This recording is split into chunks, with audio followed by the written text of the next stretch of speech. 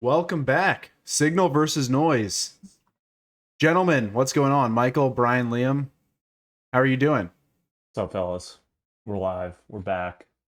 New week, new topics. I don't know if the Excited. world got crazier after we launched the show, or it's always been crazy, but now we have stuff to talk, wider range of stuff Yeah, it to was talk hard to about. But hard it's to narrow crazy. the list. There was some debate on what should be on the list. The I final think, settlement list keeps on getting longer too. We're gonna have to do even more of these podcasts. the amount of news that Michael has is just insane. The guy's operating at a different level in terms of just all these inputs. Michael might have to start another show. You might have to do a separate live stream, a solo stream every week. Texas Hedge live show. The people want it. People are asking for it. The people don't have enough content yet. All right, so just for those who are new, right, we try to stream at 12:30 Eastern. We're about 5 minutes late today, but 12:30 on Tuesdays and Thursdays, released after the fact Wednesdays and Friday mornings. Today we're going to be covering four core topics. We're going to constrain ourselves to covering these topics in 6 minutes. We're all going to give our thoughts, signal or noise on each one of these topics. And then we're going to leave a few minutes at the end to just flag to you something that we found interesting. We're going to call it the lightning round for now. Probably we'll have a different name next week. Stay tuned. But we'll be discussing something that caught our attention. A quick share just for other information that we don't necessarily have the time to cover on today's show. So without further ado, the first topic for today's episode would be the recent developments in the world of AI. Have you ever heard of artificial intelligence? We're talking about today the latest between the US and China, the Trump administration. This headline here, I'll read it out. The Trump administration reportedly reviving push to ban Chinese AI models following the Kimi K3 launch, citing cybersecurity concerns.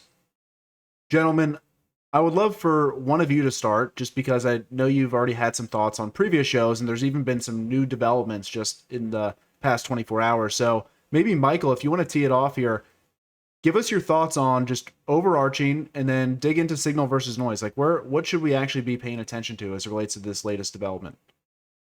Yeah, so I think I'm going to go at an angle to that's more concise, which is around the signal here is around like sovereignty and recognition that we don't live in a free market. There's a lot more happening that we'll cover, and I'll let Brian and Liam kind of share the overarching like what's happening from a market perspective. I think the net for months it's been hinted at that or it hasn't even been hinted, it's been shown from the was it Intel that the US government took a stake in, and then there's obviously the conversation that's been going around with the government taking stakes in these frontier AI companies labs, that we're going to a, you can call it nationalistic, socialistic, communistic, whatever you want to call it, is we've not been in a free market for a long time. And the reality is the best technology and the best money is going to increasingly be harder for individuals to get their hands on, find, or at least find the signal on why they want it and what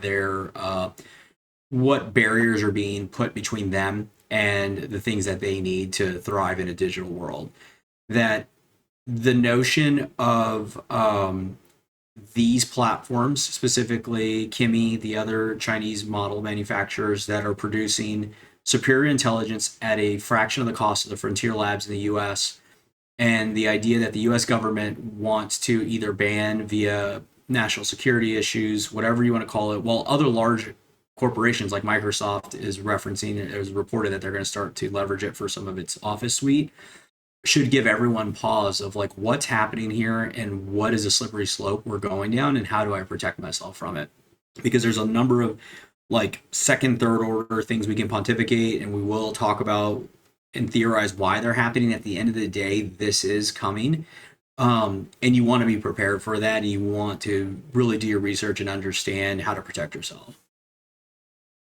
Yeah, maybe I'll jump in. I mean, there's a lot here as we referenced. I think what um, was announced yesterday around Microsoft leveraging Kimi for Copilot, basically because it's cheaper for them to do, I think was a strong signal that basically the market forces are going to dictate how this ends up playing out.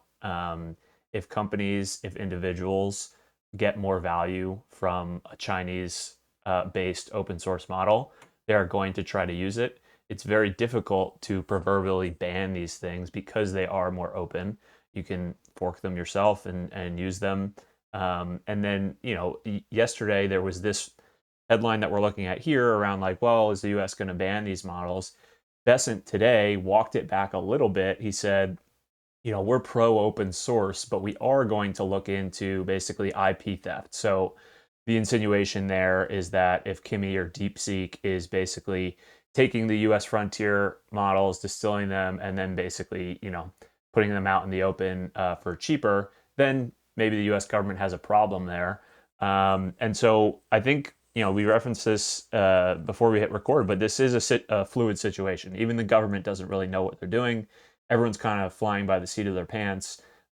It's massive signal in the sense that, this is the one topic I think we all agreed we needed to talk about because it is the biggest story in sort of technology markets, as we've discussed, sort of equity markets, where they are today. They're completely driven by, well, are these US frontier labs going to be successful into the future?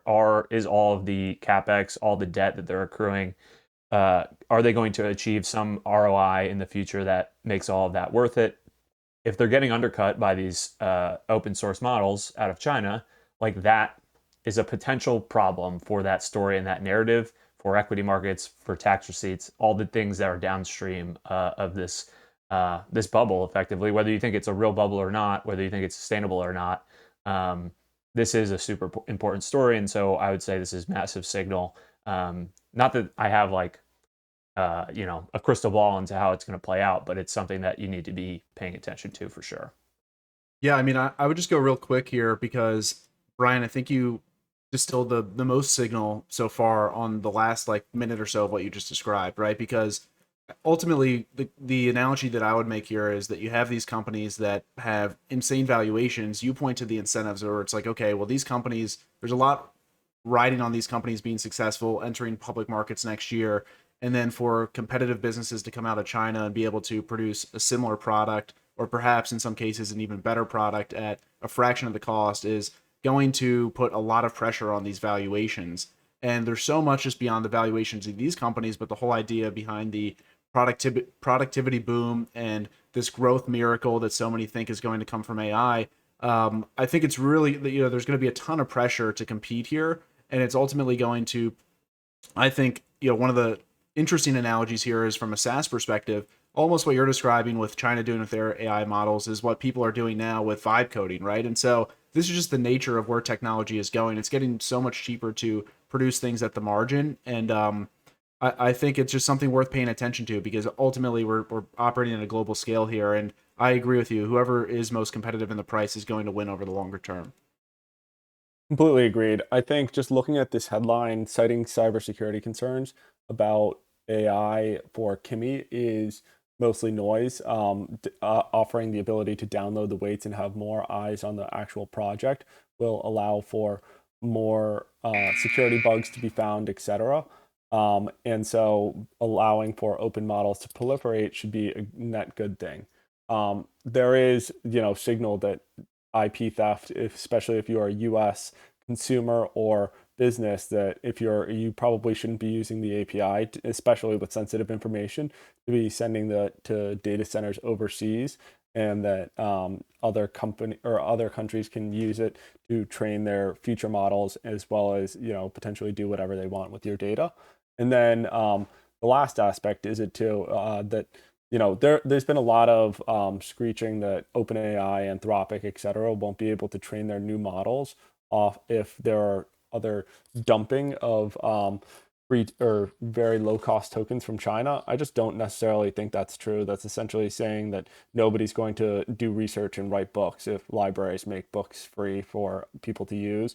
I think that there's going to be high leverage ability for people to train models, and this will ultimately net benefit the consumer and the productivity miracle that the US needs to happen. Well, that's the bigger angle that's somewhat above our pay grade, but just throwing it out there is the acknowledgement of larger models need that CapEx spend. And to justify the CapEx spend, there's the angle that Brian was referencing of the capital markets, the amount of debt, equity value these companies are going to IPO. You don't want to burst that bubble, part of because of the economy and the justification around it. But then also, I mean, think about just since 21, how much liquidity has been soaked up from venture and private equity into this sector of the market. But then the other idea, to Liam's point, was their angle is you need to continue to lead at the frontier. There, it goes back into like the GPUs and what the U.S. has versus China and why they have been leading at the frontier side, because they still are, make no mistake about it. But if they want to continue, they need this kind of like monopoly here in the West to justify the amount of users, the revenue growth, so they can sustain continuing on that capex spend to effectively go towards like this notion of ASI. That's hypothetical, but that's what I've been able to gain my bearings on. There's a race globally for ASI, and this hinders that if they can't justify the ability to continue to spend to get there. Now, the Chinese angle, there's a few I don't necessarily know. I think like this was something that came up recently about how most people don't even know how China operates, like people that are very close, and that is super in a 2026 world where things are out in the open. We still don't understand their strategy of what's happening here. But I do think that's a component, whether it's true or not, that they can't actually lead at the very edges of the frontier when it comes to the size and number of parameters, because they won't be able to justify the amount of spend required. Now, is that true or not? I do think it happens to be true based on everything I've seen, that there's a heavy amount of not only energy, but data centers when it comes into this. So that's a component that like falls into all of it. How do we do on time? We went over, but I think that's valid. Yeah. This is a big topic with a lot of angles. Agreed. Producer Nick fell asleep. I was waiting for the buzzer. Oh, it buzzed. It buzzed when Liam was talking. Yeah, I got buzzed on. Yeah, all right. Let's move on to the next topic then. So we got something in the markets here. Jamie Dimon says markets underestimate risks and he wouldn't buy stocks or treasuries at current prices. That's a little bit of a conundrum. Brian, this is a piece of news that caught your attention. Before you give your take on signal versus noise, could you tee us up here just in terms of what this piece is distilling on Dimon's latest thoughts on the market? Yeah, I mean, I guess there's not like a ton of preamble here outside of, I guess, Jamie Dimon was being interviewed and he said, I do think risks are probably bigger than other people think, pointing to wars in Ukraine and the Middle East, tensions in the US, between US and China, and rising military spending in a time of mounting government deaths. I mean, my take is like, this is definitely noise in the sense that you shouldn't care what Jamie Dimon thinks about markets. He's not saying anything novel here. He's saying things that are pretty down the fairway if you're being honest about where markets are today. Equities are near all-time highs. U.S. Treasuries and fixed income in general has been negative real yielding for about a decade. So this isn't like some massive piece of signal that he's giving the market, like he doesn't want to buy anything. The question is like, well, then what do you do with your capital if you are not in treasuries or stocks? He doesn't really give that answer. That's the other reason this is noise. He's saying, well, don't buy this stuff, but I'm not going to tell you what to buy. So all in all, I think this is massive noise. Don't listen to Jamie Dimon in general. He's also not really giving you a solution or really saying how it's going to play out. He's just saying what I think, if you're being honest, everyone kind of knows about where we are in the market today. Yeah, I'll take the other side. I think this is massive signal, mainly because he's saying the quiet part out loud. We occupy this corner of the internet that talks about debasement and why there's a real cost benefit analysis that people don't do when it comes to equities or bonds as it relates to the downside of what could happen if you wake up tomorrow. And nobody in the market says that. Now, Brian hit a key point, like what's his angle? Because he operates the largest bank or the largest bank in the United States. And where is he coming? He recently was on another podcast. There's another angle he's at play here. He's just not saying it. But I do think it's important because most people aren't out there talking about the multiple that stocks are trading at, treasuries, the conflict, the real debasement. So I thought it was interesting that somebody as prominent as Jamie Dimon is coming out saying this, where most prominent leaders would not explain bonds and stocks are not a good store of value. Yeah, I agree. I think there's a lot of signal here. He probably knows more about what's going on in Ukraine, the Middle East than we do too. So if he's saying necessarily that at these prices, it probably doesn't make sense to get involved. I'd take him at his word. Definitely agreed that there is a solution that he's incentivized not to say, whether it's gold or Bitcoin, just because they can't make quite as much money on that compared to, stocks and bonds. But I do think just in a world where debasement is so prevalent, the fundamentals are completely dislocated with pretty much all valuations across financial assets. Yeah, I would go signal here as well, just because of the fact that this is a conclusion that I think most market participants will have to reach sooner than later. And when that happens, I don't really know what will happen, but this does remind me of the conversation I mentioned from last week, where we have people that operate in capital markets, they operate within Wall Street and these largest banks, and they think the same exact thing. People literally do not know what to do with their savings anymore, which is such a problem because you should be able to earn a living and then be able to save without having to participate in markets like this if you don't want to. But things are so structurally broken, and we obviously think that Bitcoin can play a role as a solution, an individualized solution for people to be able to protect their purchasing power over the long term. But I think this is a signal to the extent of, like, usually people of this stature are not going to say this. If they do, Michael, to your point, there's some incentive that we're not read in on yet.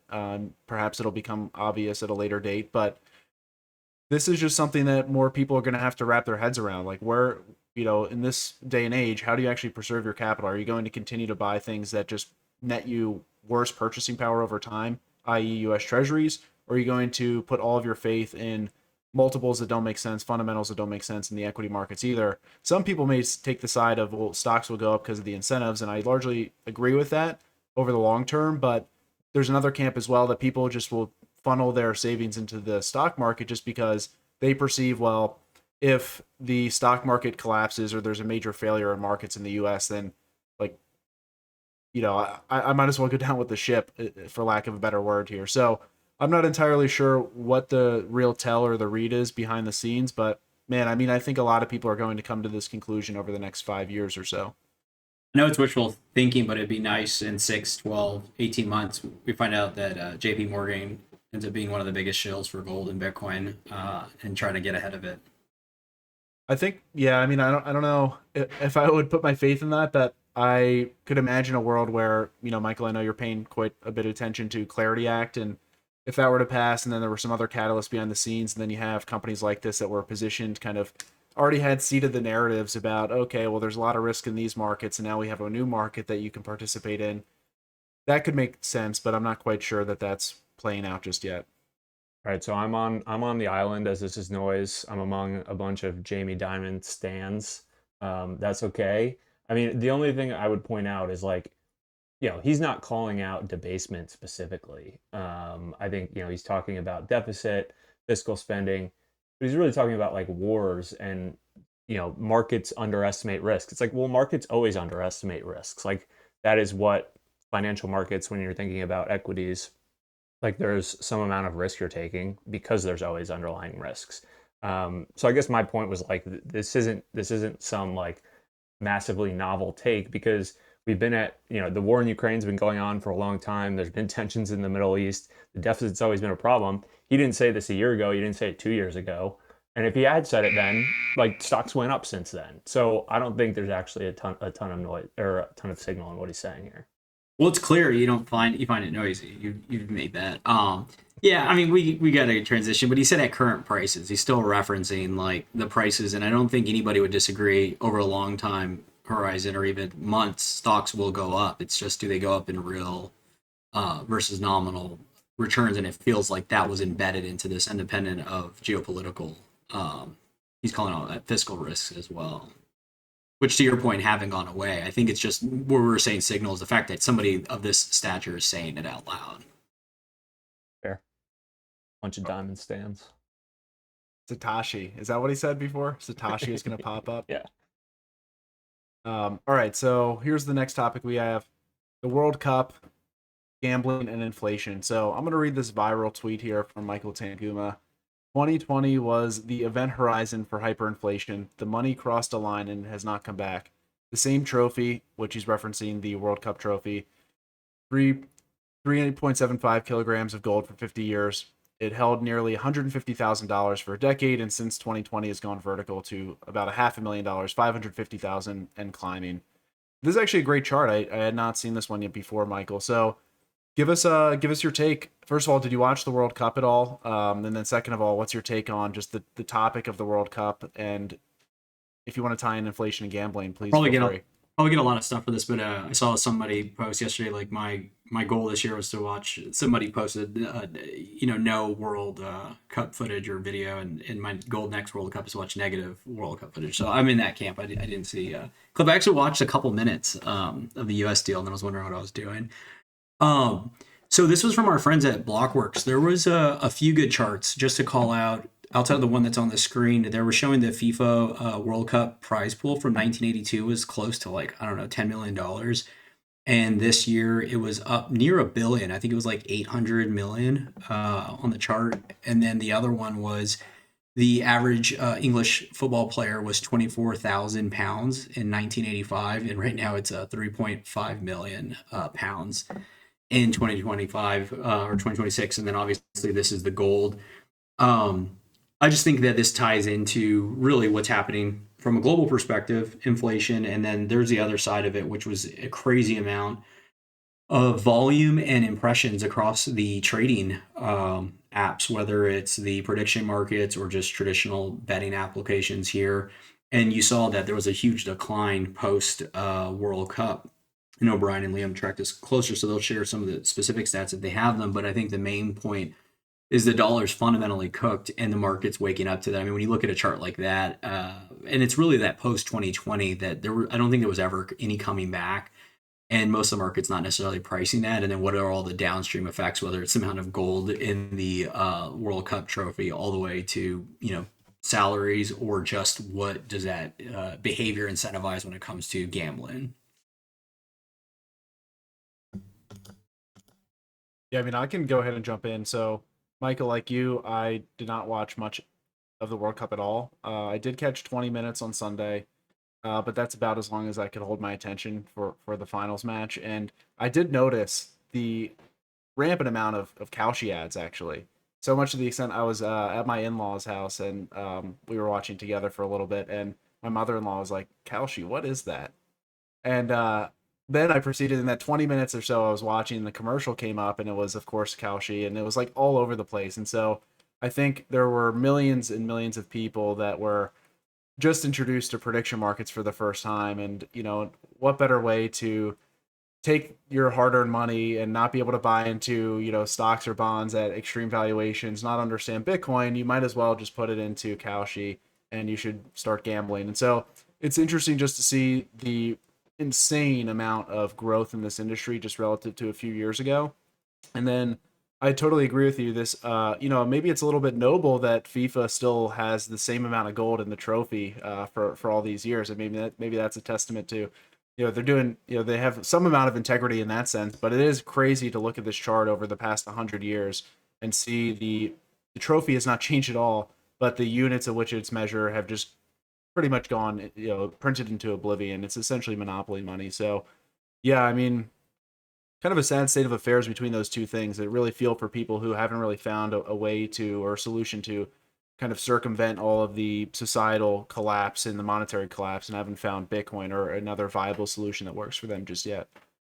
Yeah, knowing FIFA, we should probably check to see if that's real gold in the current trophy, because FIFA, notoriously, historically, one of the most corrupt organizations in all sports, in all of the world, really. I did watch some World Cup. All it really did was remind me that soccer is probably my least favorite sport. Too much flopping, not enough scoring, some really terrible refereeing. And yeah, I mean, I agree with everything you guys said in terms of this being signal. It's a signal to me of just financial nihilism at scale. When the money's broken, people can't save, and they are, increasingly pushed via, insane amount of advertisements towards Kalshi, prediction markets, DraftKings, all forms of gambling. And, the prediction market stuff is really, nefarious in terms of it being positioned as not something other than gambling. It has this other component to it where someone doesn't feel like, they're necessarily gambling, because if it's, on an election or something outside of sports, it's like, well, I'm a smart guy. I have information. Maybe I'm going to, place some money on this outcome. So it's kind of this facade to hide the fact that it's gambling, but it's really the same thing. And it's unfortunate because, if you look at any of the data around losses on these platforms, like it's staggering. Like a very, very small percentage of people win or are profitable via prediction markets and especially sports gambling. So it's signal, but it's a sad state of affairs. Yeah, the real chart of this gold in the World Cup trophy and how much it's been devalued over the past 100 years is a real signal. CPI will make up whatever metrics it wants to say about how much price has gone up over the past 100 years or so, but it's obviously wrong when you look at images of just what food used to cost or anything, even from shows or movies from a relatively recent amount of time. The numbers just don't add up to what they actually come across on the screen. And so this is a lot of signal that this is actually what the real world looks like. And yeah, I agreed that FIFA is kind of one of the noisiest things. Just go outside and do things yourself rather than watch other people do them. Yes, on that topic, Liam, just real quick, I'm amazed about like the general population's interest in like what celebrities are doing what at like these types of sporting events. It's like, oh, who is that? Like, I'm just thinking to myself, like, how would you ever give a shit like who's at at a sporting event? But yeah, let's carry on. We got the last topic to round it out here. So, White House reportedly backs Trump ethics language as Clarity Act push enters the final stretch. Is it actually the final stretch? That's what I want to know. Are we going to see the Clarity Act passed? That's what the people want to know, and that's the information that Michael has. Michael, what's the read? Is this signal or noise? I think this is signal. I think that this has gained a lot of mainstream attention across all financial platforms. They're talking about it. This ties in. I mean, Bissett was talking about it last week. I forget who else was tweeting. I think Bissett last night. And then who's our buddy? Not Bo that took Bojangles' spot. Patrick DeWitt. Yeah, DeWitt. Patrick Witt. Yeah. I think he's part of an area of the. He participates. I don't, it's something equivalent to the National Guard. I'll get butchered for this, but point being is that he was called on for whatever residency he had, and he was able to defer it to help get this across the finish line. I think that for the past couple weeks, we've been talking about whether it's global adoption of these assets, and then specifically around the policy. Japan was the most recent. That you've already started to see the signal that this would get passed. I think the price is somewhat reflecting that. And so I've continued to believe that this will be done, specifically because of what we talk about with the debt and the need and proliferation of stablecoins to soak that up. And so I think this gets done. The core idea, or the latest, was that the ethics provision, Trump had agreed on it. It went back to the Senate. I don't think it's out yet, but in the coming day or two, they're going to release what that language looks like. And then it just effectively needs to be voted on before, I believe, the first week of August. So I think the prediction markets have it at still 40%. But I do think that we would expect it to continue to trend up. It just jumped to 80%, I think, today. No way.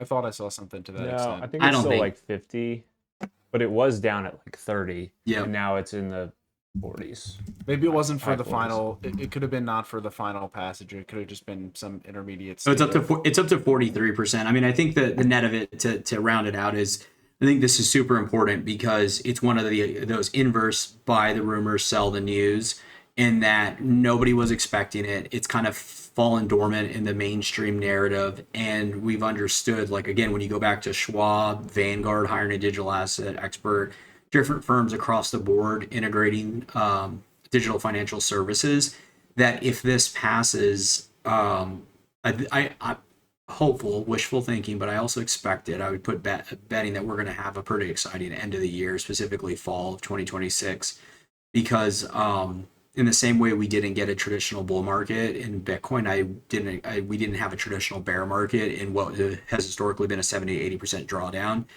And so if that's the case, I think we take back up again. Yeah, I'll go next. I do think that this is noise just because Trump is involved, and he is probably one of the noisiest people in terms of his ethics and how both Republicans and Democrats react to anything ethics related, as the meme coins and World Liberty Fi, et cetera, has been a big contentious point, and there are a lot of Democrats that really don't like to see everything that Trump's doing with his ethics. And so I do think that the real signal in here, though, is that pretty much both outside of this ethics language, like both Republicans and Democrats want to get something done and think it's within the U.S. national priorities and it's a strategic point. And so I think between now and what is it, the first week of August, we're going to see more noise back and forth. But the general trend is that they want to get something done. It looks more like 50% now, even after it was just like a third yesterday. So it's going to be noise until the next 2 or 3 weeks. But signal is that the powers that be want this. Yeah, I think that's a good point, Liam, that there is clearly at this stage bipartisan support for the actual sort of meat and intent of the bill itself. There was, previously, maybe 6 months ago, dispute around some of the yield dynamics. That's been sorted out. And then sort of the last barrier, it seems, was this ethics stuff, which, like, it's the interesting aspect of it to me is like, Trump already did all of the scams. So it's like, why wouldn't he agree to some sort of ethics provision or language? Because unless there's like clawbacks to being like, hey, we're going to take that billion that you made from your meme coin, like, what's the downside in agreeing to something that like you can't do that stuff into the future. So at this point I would be surprised if it doesn't get passed, because it does, like, yeah, Monday you were like, this isn't happening. Well, I mean, Besant just said, I guess an hour or two ago, it's at the 1 yard line. So I'm going with Scotty. Here's a cynical take. This was always going to pass. It was always baked in, and the grift was always going to happen. We didn't have it, but it was on the top list, so we can cover it here because I know the guys are interested. It was the Truth Social stuff and the API. I'm shocked it wasn't part of it, and everyone's talking about, no, not part of the list, but part of the conversation. Yeah, it has nothing to do with the API. It has to do with the air cover for grift, meaning right. like it's normalizing insider trading.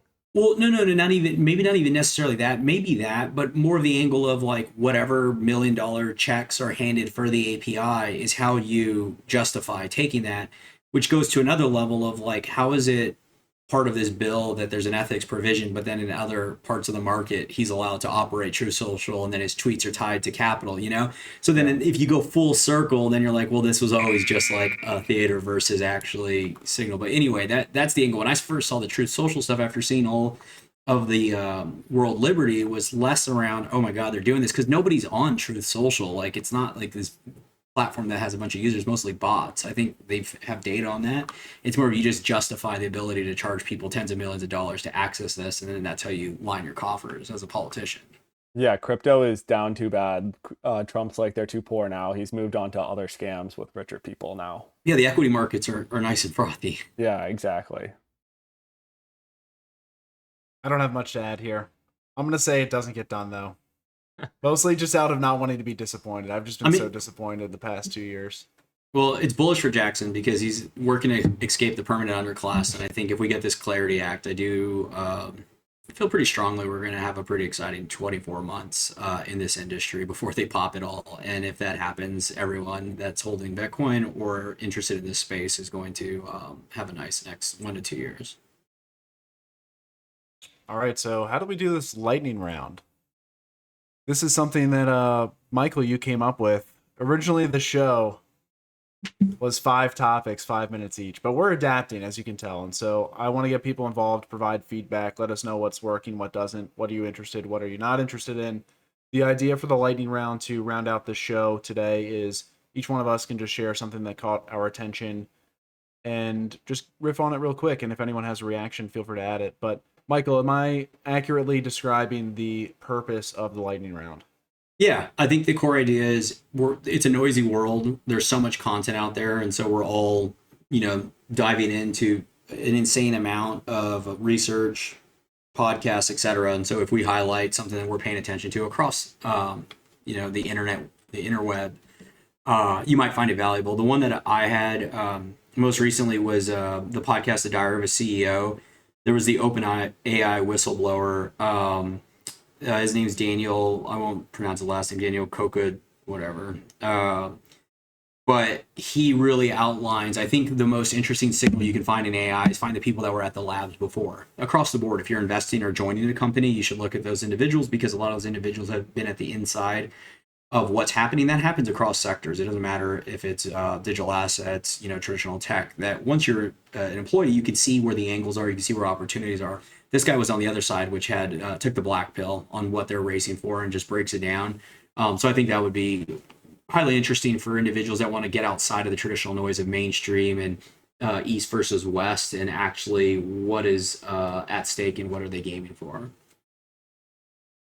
Nice. I'll go next. I would recommend a Substack called Crossing the River. Michael, you spoke about it earlier, how many people don't actually understand what's going on in China and how people operate. The whole concept behind the newsletter that I found through Bill Gurley promoting it was it's all about entrepreneurship in China and the best founders, venture capital landscape, and what people are building over there. There's a very fascinating article about what the state of venture capital is in China and how everybody left after 2022 just because of uncertain political landscape, and how the government has come in and now funds 55% or more of all venture capital in China, and how they have these top-down mandates of AI and robotics. So I thought the whole thing was pretty interesting.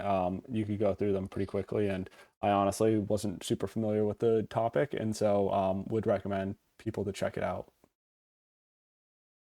Alrighty. I'm going to go and couple of things here. I mean, the main plug is for a follow on Twitter at Hormuz Letter. And the spirit of what I'm going to say here is there was a story that I wanted to put on the list that nobody else thought should make the list.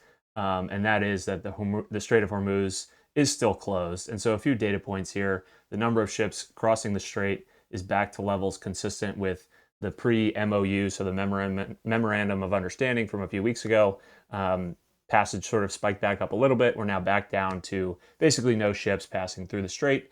And then oil, so crude oil inventories are at the lowest in 45 years. And the higher level of what I want to say here is we talk a lot about AI, we talk about the Clarity Act, we talk about digital asset infrastructure. I think there's an argument to be had that there's a lot of distractions in the world going on right now.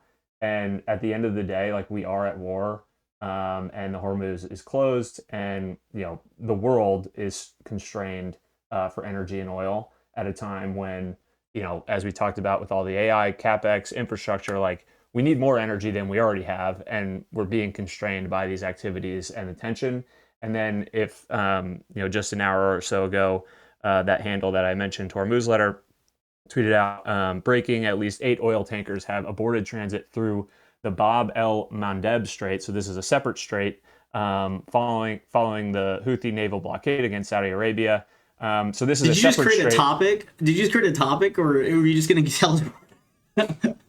This is no. Look, hold on, real quick. This is super interesting. No one's paying attention to it. It's all distraction. This is actually what matters for markets. It's why the interest rate probabilities are going up. I think we should talk about it on Last Trade, because there's a whole other slew of Chinese have cut half of their production. Nobody knows where it went. And then on the other side of this, they're going to open up a bunch of oil trade that wasn't on market. So it kind of doesn't say that oil is this is a good topic, but we should chat about it on Last Trade. But what was the plug? At Hormuz Letter. Hormuz Letter. That's handle. All we were looking for. Thanks, Brian. Good handle to follow. Brian, maybe you need a talking head show with Michael. You go head to head. Brian. No, it's. I do think the geopolitics stuff. Probably the main reason it didn't make it this week is it could be every week, because it feels like every week there's something shifting. But I do think I tried to get it on the list last week too. You guys said no. Oh no! It sounds like Hormuz Letter is just trying to create news to stay relevant. No one even cares about the Hormuz anymore. It's closed, Jackson. Closed. All right. Jackson, you got anything? Just real quick, there's an article that went pretty viral. Might have been last week, might have been this week. Called "Young Adults Are Poor Despite Every Metric Which Suggests Otherwise" by Johan. See, what metrics suggest otherwise? It's just No. I just want to. I think I love the bias that gets fallen, and like we're all naturally interested in our things, and so Jackson is like either real estate or I'm poor, and it just continues to be the. I think what obviously it struck a nerve. What's most interesting about it was just the idea of social capital, and so a lot of things that are expensive today are because the social fabric has just really gone down the shitter, for lack of a better word, over the past couple of generations. So like typically you'd have neighbors that would look after children, look after the community. You used to have public schools that were largely reliable. You would have like people speaking English. You'd have teachers that were competent. A lot of this stuff that we kind of took for granted. And so now not only are, a number of things that we understand are expensive, but also a lot of things that used to be just part of what you would get as being a citizen in this country, you now have to kind of opt into other systems that cost additional capital as well. And so I think it's worth checking out. It's different ideas. It's not all just about, oh, poor me, I can't afford a house. But this is an interesting one. Check out the article, and I think that both those topics are perfect for Last Trade. We're finding our nice efficiency Rolodex where we go into this, cite the article, Hey, and then signal is signal. We should talk about both these on Last Trade, but we do have work to do, and we have a call we're late for. Ah, man, work. All right. So we'll end the show here. Please like and subscribe to the feed, and also thank you for those who actually got On Ramp Media over 100 5-star reviews on Spotify. Well, they're not all 5 stars. 100 reviews on Spotify. Thank you for reviewing the show. I appreciate it. Yeah, little business on air. We should, if you guys are game after this, we should send this to the On Ramp Media channel and highlight. You can follow it, the other podcast feed, so we can boost some of it. This was a good rip. It was nice back and forth. All right, gentlemen. Good Thanks, stuff. guys. Later.